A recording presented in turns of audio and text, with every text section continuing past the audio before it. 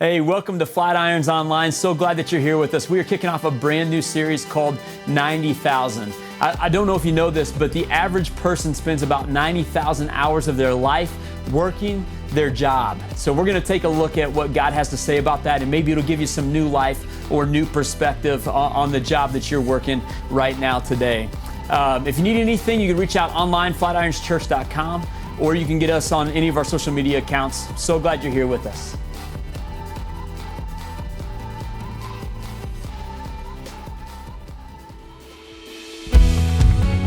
Good morning, everybody. It's good to be together. Let's all stand. Let's worship our good God together.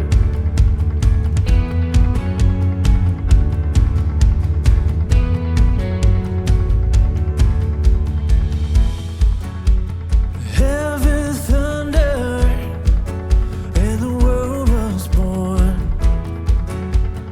Life begins and ends in the dust you form.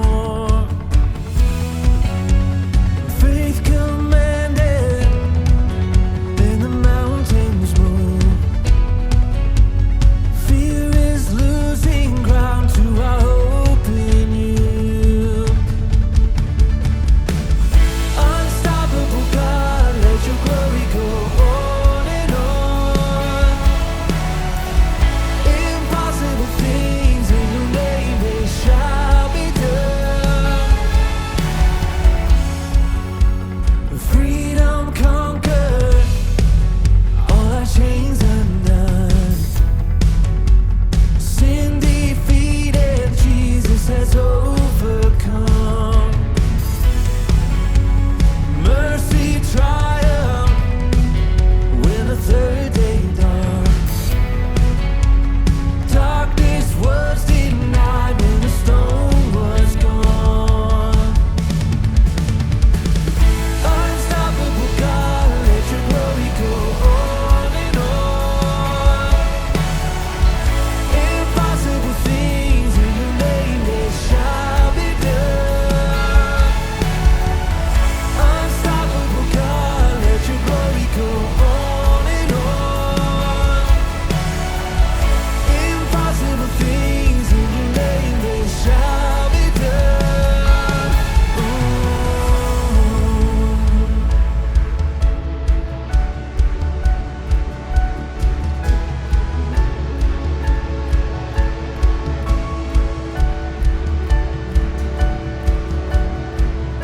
Nothing shall be impossible. Your kingdom reigns unstoppable. We'll shout your praise forevermore. Jesus, our God, unstoppable. Nothing shall be impossible. Your kingdom reigns unstoppable. We'll shout your praise forevermore. Jesus, our God, unstoppable. Nothing shall be impossible. Your kingdom reigns unstoppable. We'll shout your praise forevermore.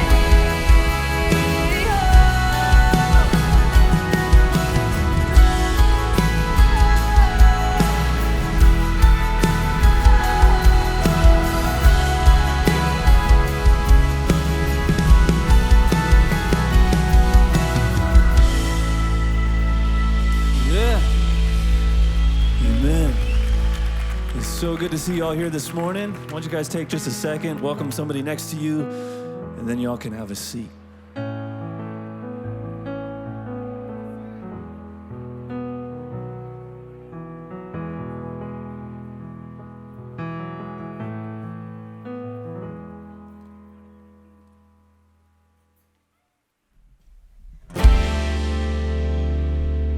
It's been a hard day's night, and I've been working like a dog.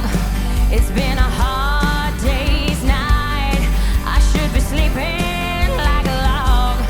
But when I get home to you, I find the things that you do will make me feel alright. You know I work all day to get your money, to buy you things, and it's worth it just to hear you say you're gonna give me everything. So why on earth should I moan? 'Cause when I get you alone, you know I feel okay. When I'm home, everything seems to be right. When I'm home, feeling you holding me tight, tight. Yeah, it's been a hard day's night, and I've been working like a dog. It's been a hard day's night. I should be sleeping like a log. But when I get up to you, I find the things that you do will make me feel alright. Hey!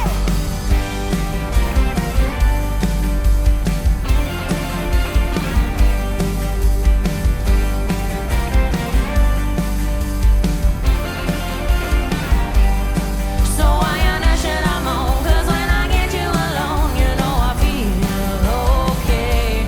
When I'm home, everything seems to be right. When I'm home, feeling you holding me tight, tight. Yeah, it's been a hard day's night, and I've been working like a dog. It's been a hard day's night. I should be sleeping like a log. But when I get home to you, I find the things that you do will make me feel alright. You know I feel alright. You know I feel alright.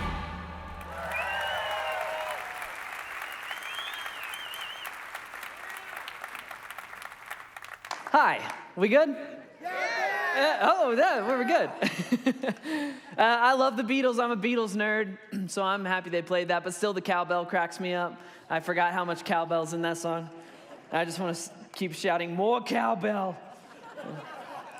Some of you know what I'm talking about. Others of you think I'm delusional. You're both correct. Hey, so we're jumping into a new series today, which I want to get started. Oops, I got my phone on me. Should I make a phone call to someone? Nah, I don't got your number. Hey, so before we get started, I want to jump into a couple announcements that I have for you real quick, a couple items of business. All right, first thing has to do with I Empathize. I Empathize is one of our partners here who their whole mission is they're out to eliminate and eradicate the sex trafficking industry. You might have heard the name I Empathize in here a couple times. Maybe you don't know exactly what they do. If that's you and you want a better understanding of what they do, they've done something cool for us today, which is after church, head out these doors. You go to the info desk. By the info desk, there's another set of doors. That's our old academy space. And they've created a walkthrough exhibit that you can go walk through. It contains artifacts and information, first of all, about kind of the gravity of the industry that they're fighting against, and then also the way that they're tackling it. So I would encourage you to, it takes a couple minutes of your time after church, go walk through that exhibit to get a better understanding of what they do. I will say this, they deal in a very dark industry, obviously. And so there's very dark stuff in that walkthrough exhibit. So I want to take kids in there. They recommend middle school and up, honestly. If you're a parent, I would say walk through that thing on your own before you decide whether or not you're going to let your kids walk through it. But do that. The hope is that you understand the gravity of what's going on with the sex trafficking industry and the way that they're fighting it. And then if you walk out of there and you go, you know, I want to help them somehow, I want to be a part of that. Well, there's actually a easy and fun way to do that coming up, which is next Sunday they're having a cornhole tournament. All the money at this cornhole tournament gets filtered into I Empathize to help them fight the sex trafficking industry. It's also just fun for you to be a part of. There's apparently over $10,000 in prizes at this thing, which makes me want to stop doing what I'm doing and go practice cornhole right now.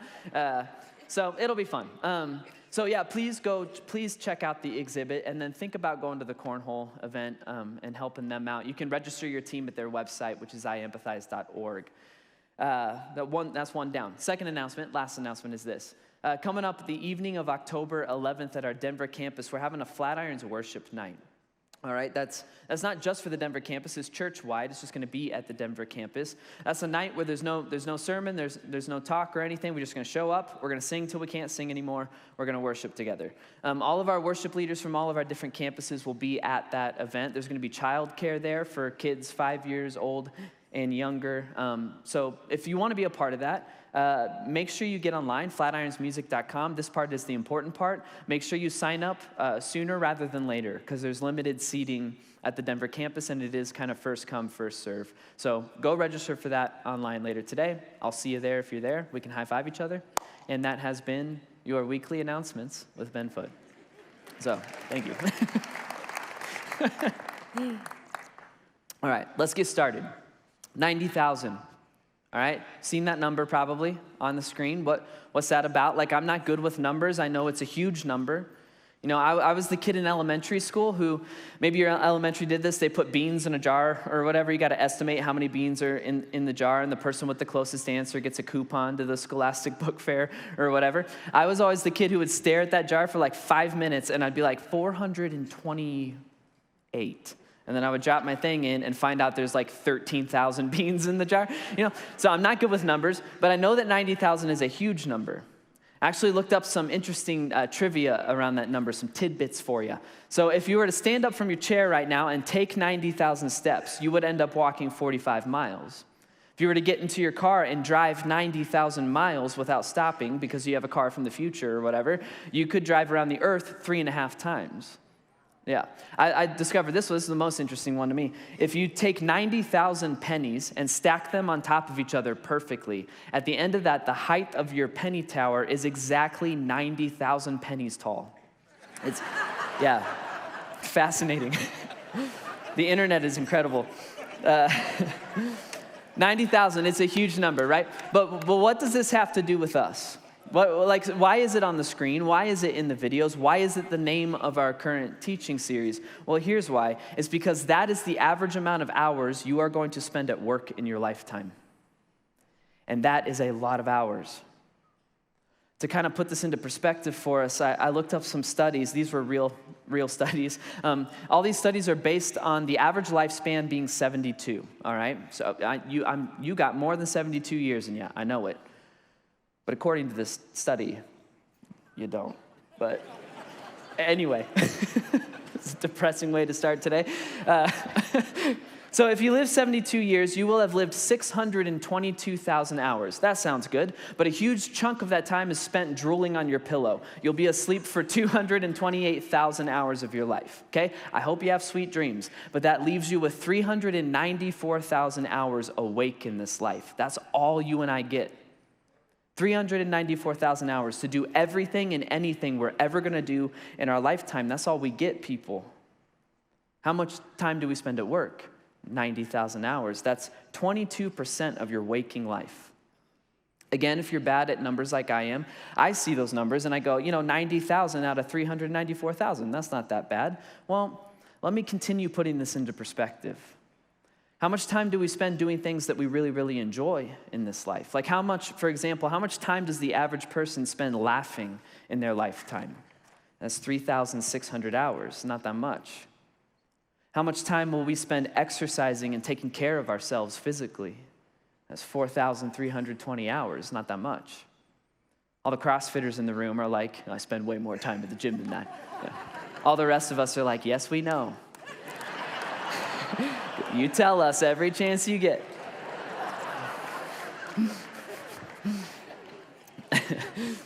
What about eating? All right, we all love a good meal. How much time will we spend eating? We'll spend 32,100 hours eating. That's a big jump. That's a lot of time, right? That's a lot of Applebee's that we got to swallow.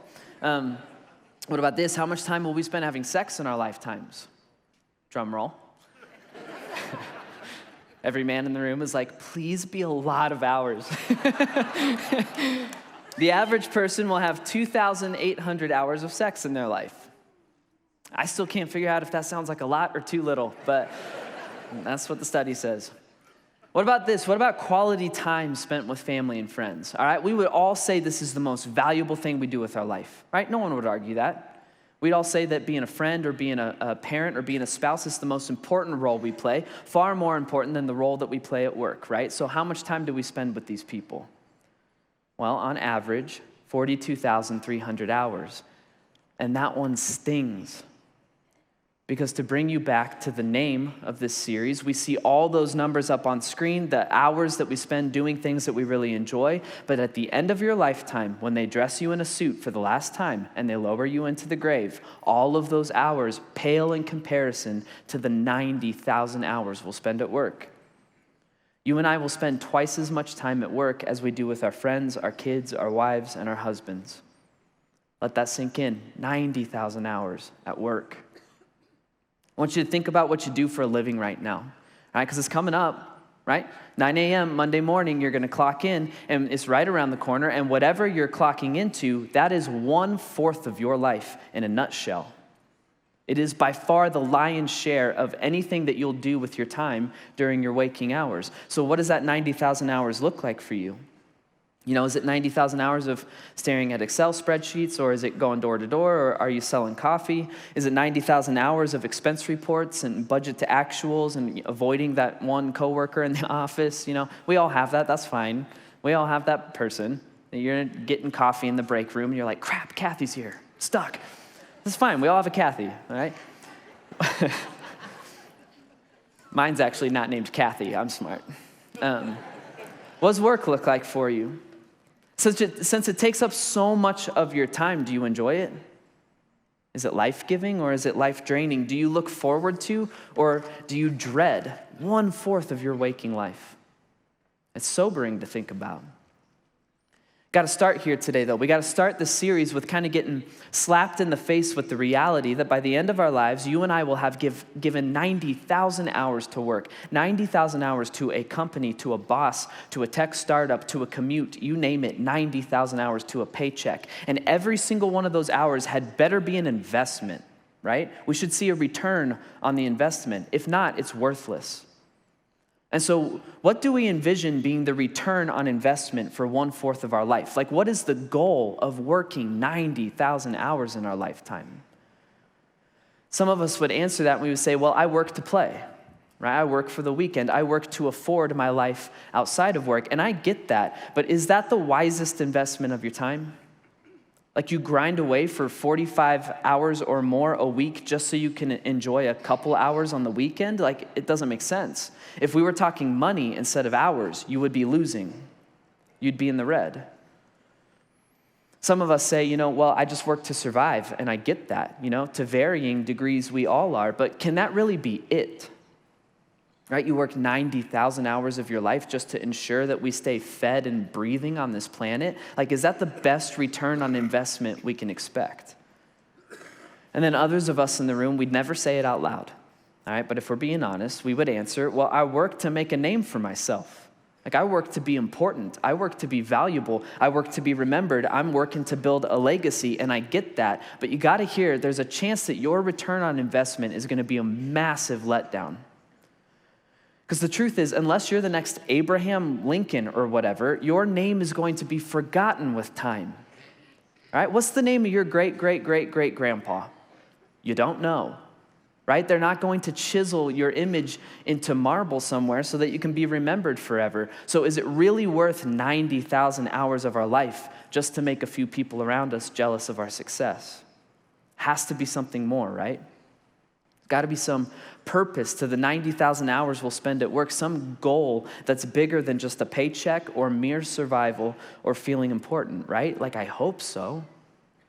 Because if not, you and I are doomed to invest 1/4 of our life into a vacuum that we've called a career. And if that's true, it's a bitter pill, and we should just swallow it now and go home. Now, I think you're all smart enough to understand that I think that's not all there is to work, because if not, we would be praying and going home now, and that would be depressing. So God says there's more to work than that. He says, don't worry, it's way bigger than that. It's way more important than that. And Jesus brings hope into this 90,000-hour chunk of our lives. And so that's what we're going to talk about throughout this series. This series is basically, how do we take that 1/4 of our waking life called work, how do we make work worth it? And today is really just an introduction to the series, all right? And today, all I really want to do is drive home the truth that according to God, work matters. Like, your work matters. Right? No, not just the work of pastors and doctors and nonprofit organizations. That work matters too, but so does yours. Why? Well, because according to God, work, like in general, the act of working matters. It's important to him, and he created you to do it. We see this truth in the first couple chapters of the Bible, which is the story of the origin of everything. Right? We covered a couple parts of this chapter earlier in our series about rest, and now we're going to quickly tackle a couple other parts through the lens of work. And so some of this might sound familiar, but I'll remind you, the first sentence of the Bible is this: in the beginning, God created the heavens and the earth. And if you read on, we learn that he created everything. Right, we talked about that a few weeks ago, not going to rehash it now. The important thing today is this: we learn that basically in the beginning, God got to work. It's the very first thing he does. He gets to work, gets his hands dirty. He creates something out of nothing. He spends the first 6 days of existence as we know it working. On the 6th day, he creates his greatest and finest work, which is humanity. That's us, you and I. And the Bible says that God created mankind, in his own image. In the image of God, he created him. Male and female, he created them. So humanity, you and I, we are created in the image of God, which means that you and I are supposed to reflect the character and nature of God to everything and everyone else that he's created. Probably mostly sounds familiar because that's what we've talked about a couple weeks ago. Here's what we need to pay attention to today. It's this: we have to remember when we hear that verse, we're only 27 verses into the big, fat, thick book that we call the Bible. Right? And we're told that we reflect the image of God to creation. God does a lot of stuff. There's a lot of ways that we can reflect his character and nature to the world. But when it comes to the first 27 verses of the Bible, we have still only seen God do one thing so far, and that is work. Which means, among other things, we were created in the image of a working God. All right, for a minute, take your 90,000 hours, your job, set it aside, all right? The fact that God works and he's at work, what does this mean for us, like spiritually, in terms of our relationship with him? Well, it's really great news, right? Because it means that whatever picture you and I have of a God who's, in a white bathrobe on a throne in a distant place, and he's only really listens to you if you really beg for it, and he never really moves, and he's fed clusters of grapes by flying baby angels and whatever. It's an elaborate picture, but whatever picture you have of God like that in your head, it sucks. That's not how God operates. Instead, beginning on day one, working through to today, 2019, the Bible introduces us to a God who is at work. He is not distant. He's not uninvolved. Instead, he gets his hands dirty. He's in the mess, like with us at work in our lives. He's in the act of creating something out of the nothing parts of our lives. Not only is God at work, but he loves his work. He delights in it. If you were to go read Genesis 1-2 on your own today, which is a good read, if you were to do that, you wouldn't discover a God who's grumbling and moaning about having to work. You don't discover a God who's like, it's only 2 o'clock. I got 3 more hours of making earth. This sucks. You don't see that.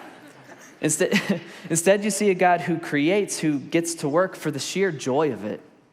Not only is God at work, but he loves his work. In fact, I got the Bible app on my phone, and once a day it's like ding, and it's got a verse of the day for me. And last Sunday, I was working on this talk. I was actually working on this part of the talk, and my phone goes ding, and the verse had to do with this. It drove the truth home. It says this: "The Lord your God is with you, the mighty warrior who saves, and he'll take great delight in you. And in his love, he'll no longer rebuke you, but he'll rejoice over you with singing." What does that mean? Well, it means anytime I screw up, he's never going like, OMG, oh my me. Like Ben messed up again. It's a slow burn. It's all right. When I screw up, God doesn't look at me and go, oh, you messed up again. I got to get in there. I got to fix it. He doesn't do that. In his love, he doesn't rebuke me. And instead, in his love, what does he do? He gets to work. And he delights in his ability to save me from myself. God is with us at work in our lives, and he loves his job. And it's in that kind of an image that you and I were created. We were created in the image of a working God, and he loves his job. That's why in Genesis 1, we learn that God actually blesses humanity with work, which means, as crazy as it sounds, the very first gift, it's a gift that God gives us, other than the ability to breathe, is the ability to join him in the kind of work that he does. Let's take a look at when that happens in Genesis. It says, God blessed them, humanity, and he said to them, he's like, okay, I got a blessing for you. I got a gift. It's going to be good. Here it is. I want you to be fruitful and increase in number. He says, go make people like I make people. Go create families and societies and communities and civilizations just like I created you. He says, fill the earth and subdue it. Meaning this earth, this creation is your resource. I want you to manage it like I would. Use it to create cities and structures and culture and art. He says, rule over the fish of the sea and the birds of the air and over every living creature that moves on the ground, which means join me in the work of caring for and managing everything that I've made. We just learned an interesting fact, but we might miss it. We learned that according to Genesis, God created an unfinished world. It's not done yet. And instead of finishing it himself, he gives us the gift of joining him in moving the creation project forward. In other words, at the very beginning, God says, join me in making something great of this place. Join me in making something great of this place. He says, we are off to a great start, but this project is unfinished, and I want you to finish it with me. Move it forward with me. Go make societies. Right? Go become leaders and become followers and become students and become teachers. Go become everything from like linguists to counselors to artists, and go make civilizations. Right? Go become city managers and architects and plumbers and accountants. And he says, use this place I've given you as a resource. Use it to feed yourself. Also use it to build your bridges. Use it to invent everything from the wheel to the printing press to the next great app for the smartphone. He says, go to town. God says, join me in making something great of this place. Now, quick timeout. All right, for that reason, anytime I say work in this series, I'm not only referencing the responsibility that earns you a paycheck. So the paycheck earning stuff, that's what'll eat up 90,000 hours of your life, but it's not the only work that we do here. Why? Because work, according to God, is anything that moves the creation project forward, anything that makes something great of this place. Which means, basically what I'm saying is this series isn't a total wash for you if you're not currently bringing a paycheck home. Like if you're a student, for example, God would say you are at work. You are learning how to harness and subdue this place. Right? You're learning how to take everything from history and biology and math and music, you name it, and use it and make it work for you so that you can make something great of this place. If you're a stay-at-home parent, you are at work and you have your hands full. There were a couple of years where I would take Friday off and then Allie would go work all day. So there were a couple of years where I was a stay-at-home dad one day a week. I know that's hard work. Right? I think it's even harder than my other job. It's just I'm not getting paid, and my bosses are 6-year-old, 4-year-old, and 1.5-year-old tyrants, right? Like my boss at church is Jesse DeYoung. That's who I report to. But if he were to treat me like my kids do at home, if he were to come into the office every 20 minutes asking for goldfish, ask me to wipe him when he goes to the bathroom, I'd quit. I'd hit him on the mouth on the way out the door. You can't do that with your kids. That's very hard work. All right, so for the rest of the series, when I say work, I am definitely referencing the 90,000 hours we spend earning a paycheck. But I'm also referencing anything that moves the creation project forward. That's your parenting, that's your midnight phone call friendships, that's your side hobby of photography or music making, whatever. All right? Time back in. What did we just learn in Genesis? Well, we just learned the ideal. Right? We learned God's grand vision for the gift of work and what it could look like. And it means this. It means, no, you're not just a FedEx delivery man. You are making something great of this place. You are providing businesses and homes with the tools they need to be successful. The way our world works in this day and age, we would literally grind to a halt without you. And no, you're not just the CPA. You're making something great of this place. You're giving people like me who suck at money the chance to have financial peace and financial security. And no, you are not just a mom. You are making something great of this place. You are training those little people up and filling the earth with them. In Genesis 1 and 2, we learned God's grand vision of work. And he says, work is a gift to you, and we should love it like he loves his work.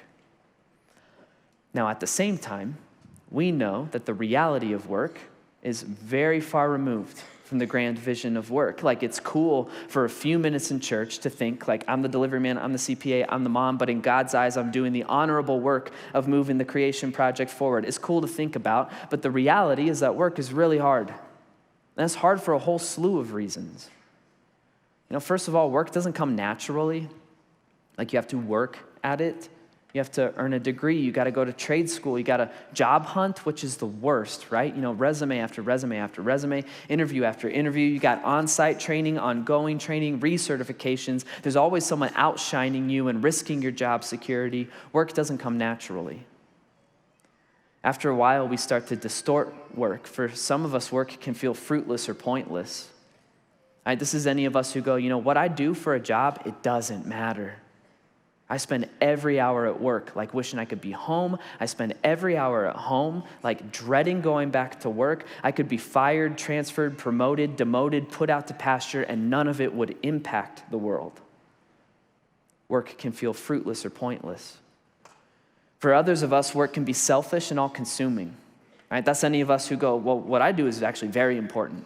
It's actually the most important, and it's more important than family and friends and stable relationships. It's more important than my physical, emotional, spiritual health. Why? Because I'm making a name for myself here. I'm making money for myself here. I'm climbing the ladder, and I'm climbing it quickly. And so, yes, I will sacrifice myself on this altar. I will make my job my God.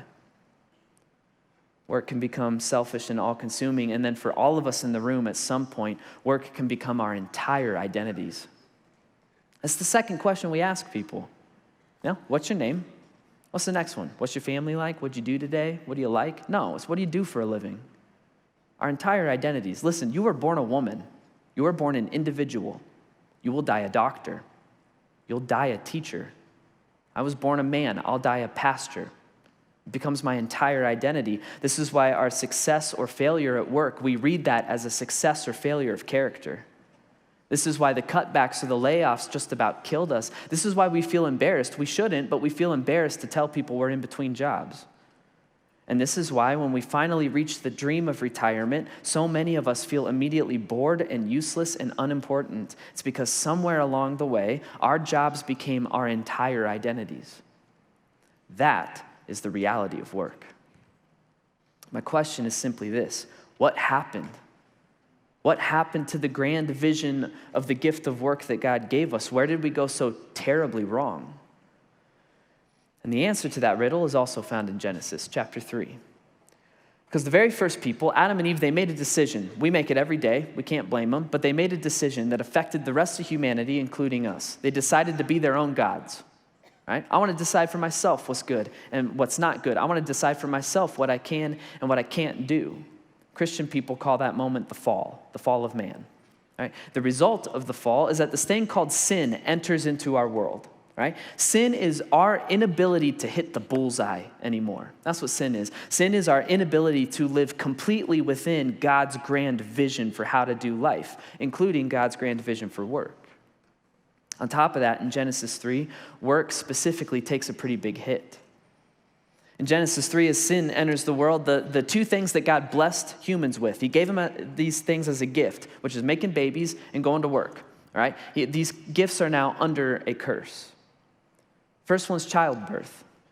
And so God says, listen, you're still going to join me. All right? You're still going to join me in making something great at this place. You're still going to join me in making people, but from here on out, it's going to hurt. It's going to be filled and riddled with complications. It's going to become the kind of thing that's the only thing you want in the world. You can't have it. It's going to hurt now. It's under a curse. Then the second thing that's under a curse is work. And God looks at Adam and he says this. He goes, cursed is the ground because of you. Through painful toil, you will eat of it all the days of your life. So work is going to be hard now. and it'll produce thorns and thistles, so work will have obstacle after obstacle, and you'll eat the plants of the field, but by the sweat of your brow you'll eat your food, until you return to the ground, since from it you were taken, for dust you are, and to dust you'll return. In other words, from now on until the day we die, you and I now have to earn our living. We have to earn the ability to live. You got to eat to live. You got to work to eat. It's going to lead to constant stress and exhaustion. Work is now under a curse. It's an important distinction to know that work itself is not a curse. Work is a gift. Work is a blessing. Work itself is not a curse any more than having babies is a curse. Instead, work is under a curse. The good gift of work is now riddled with obstacles. It'll be difficult, and it will always trend towards completely defining your value. So let me do this. Let me break down what we've just learned in Genesis, kind of the groundwork that needs to be laid for this series. All right? And then in a minute, we'll pray, we'll go home. So here's what we just learned. We learned that according to God, work matters, and it matters because his grand vision for work is that we're joining him. We're joining God and making something great of this place. You and I were supposed to have our eyes set on that target. That's the vision.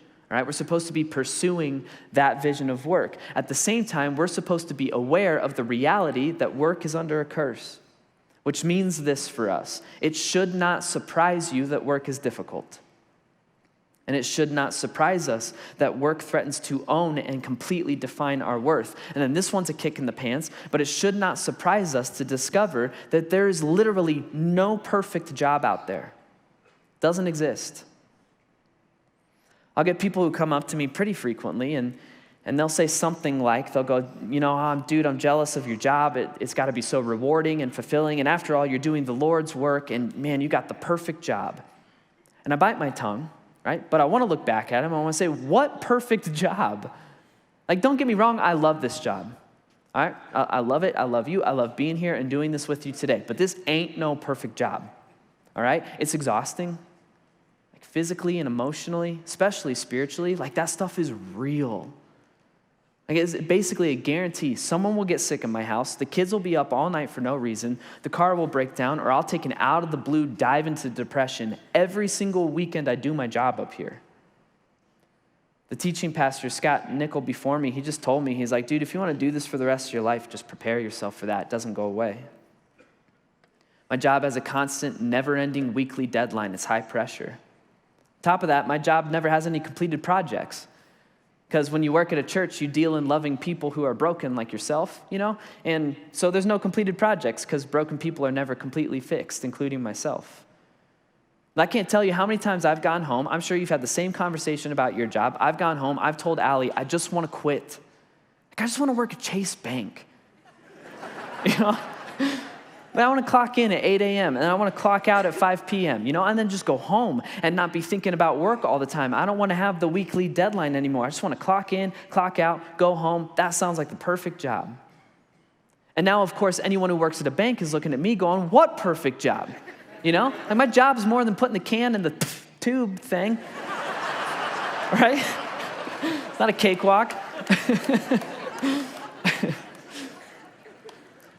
Listen. I don't tell you that to be a martyr. I don't tell you that to earn pity. I hate being pitied, all right? I tell you that just to say me too, all right? I know the grand vision of work, but the reality of the curse is real. The struggle is real. I'm not exempt from it, which means over the course of this series, I will not be talking down to you. I will not be preaching at you. I won't be saying, here's how you normal people with your normal jobs can work perfectly, like pastors like myself. I'm not going to do that. Why? Because I'm in this thing with you. Why? Because work is a gift, but it's under a curse. Yes, even if it is the Lord's work.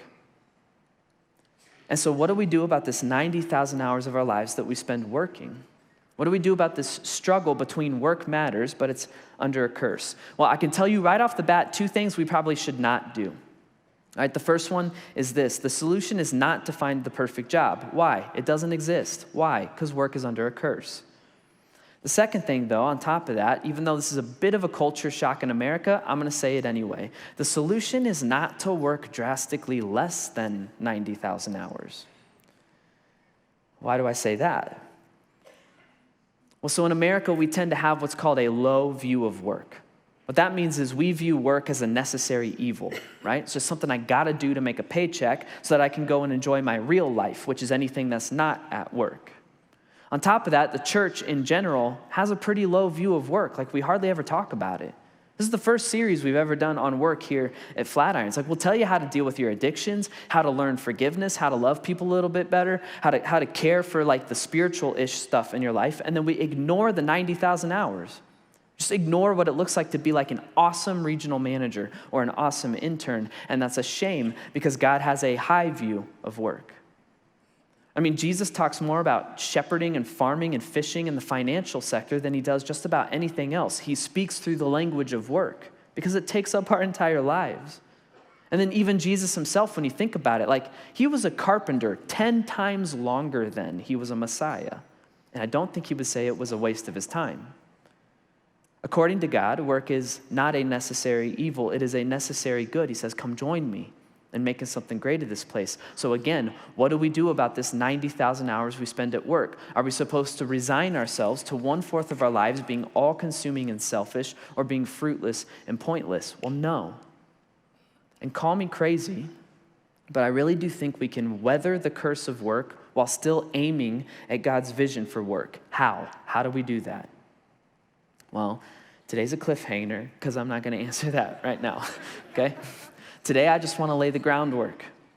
I want to lay the groundwork. I want to let you know that there's not a single person in this room, including myself, who just like flits through work and loves it, right? We all struggle with it. It's always going to be a struggle. There's always going to be a dilemma there. But at the same time, we just learned that according to God, work matters. It matters to him, and it matters for us. It's important. Throughout the rest of the series, we're going to take a look at stuff like this. We're going to look at what you do for work matters. We're going to look at how you act at work matters. We're going to look at who you are without work matters. We're going to jump into all those and see what God has to say about them. And I believe that if we dig in, God will give us a solid foundation for work so that you and I can invest 90,000 hours into it and see a good return on investment. And so here's our application today. This is what you can go out and do today. All right? It's a simple ask. It's kind of a big one, but it's simple. It's this: be here every week of the series. Just be here every week. Now, I am not saying that because pastors are supposed to say that, right? I don't care who you want me to be. I refuse to be the kind of pastor who's counting butts in seats every single week, right? I refuse to do it. To be the guy after every week who's like, well, how many? Well, we had less than last week. I'm not going to do it, all right? I'm not asking you to come back next week to make myself feel better. Why am I asking you to come back next week? Because it's simple math. If you come back every single week of this series, you're investing 3 hours of your time here to see if God can influence the 90,000 hours that we call work. It's just math. Unless you become a billionaire, that's how much you're going to work in your lifetime. So the way I see it, you got two options, all right? The first option is, good luck out there on your own. Figure it out yourself. You're probably going to be miserable for 90,000 hours of your life, or maybe the next leadership podcast or TED Talk will have the miracle solution for you, all right? That's one option. The other option is just spend 3 hours with us this month together, seeing what God has to say about the 90,000 hours that we call work. I believe that will be a wise investment of your time because I believe that God doesn't just care about where you go when you die. And God doesn't just care about you drinking less or cussing less or fill in the blanking less. He cares about your entire life, even the minutia. And if that's true, then of course he cares about the 1/4 of your life that you call work. So come back next week and the next and the next and bring some friends, right? Who should I bring? Well, you could probably bring the coworker that you do the most complaining about work with. Yeah, dude, you want to see if church will make us less miserable here? You might say no, you might say yes. Right? Come back this week or next week, and the next week, and then let's see if God has anything to say. Let's see if God can breathe life into the 90,000 hours that we call work. Let's pray. All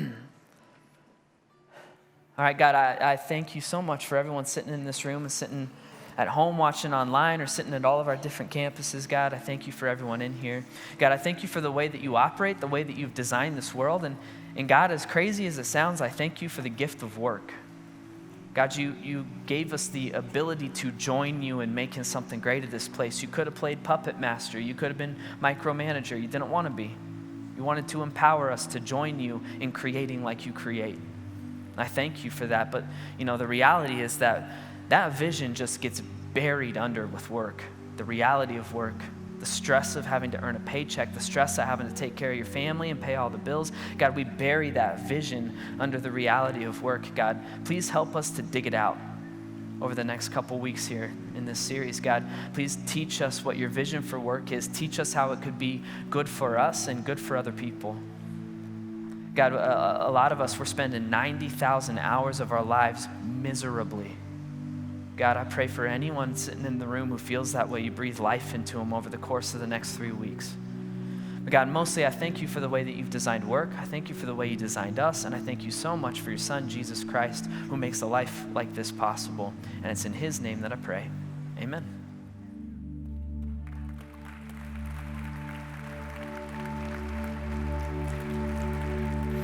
You are the word at the beginning, one with God the Lord Most High.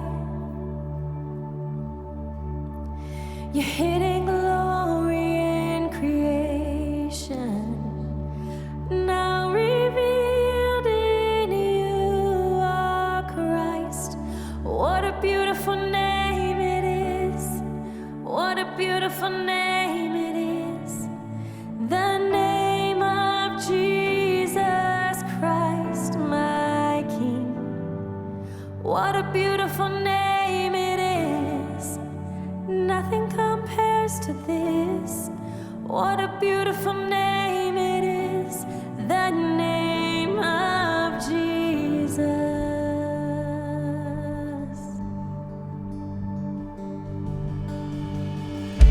You didn't want heaven without us.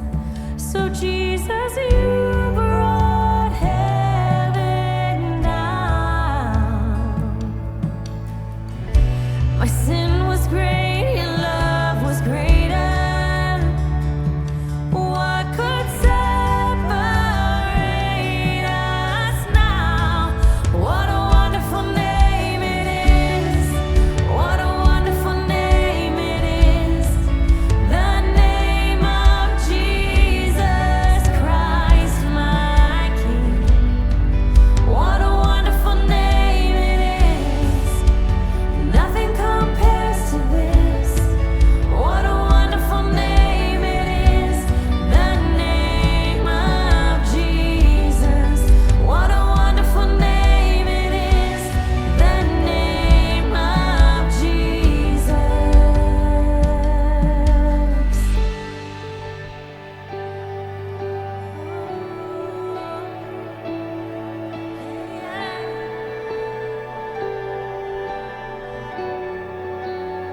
How great is your name? You are wonderful. My God, you are beautiful.